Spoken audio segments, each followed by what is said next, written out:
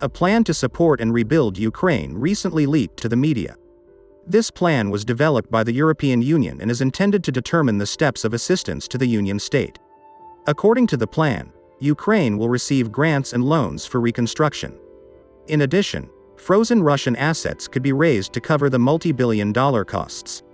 In the plan, drafted in Brussels, the European Commission says the Ukrainian government must borrow to pay for its country's reconstruction.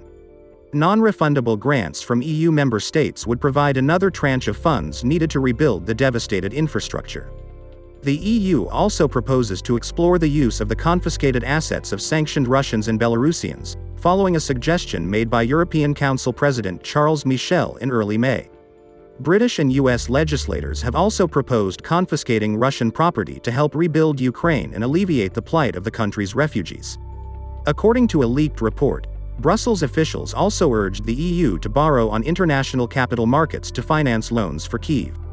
The approval would mark only the second time in its history that the EU as a unit, rather than individual member states, has borrowed.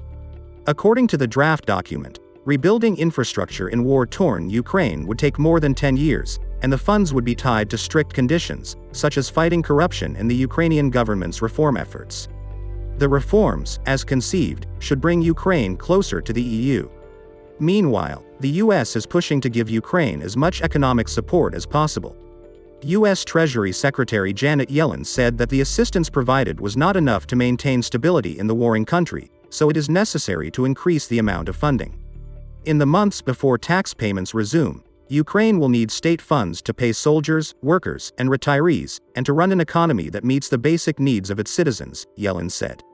As the war has damaged almost half of Ukraine's economy, Ukrainian President Vladimir Zelensky and the International Monetary Fund have said the country needs about $5 billion in short-term external financing to provide for Ukraine's basic needs.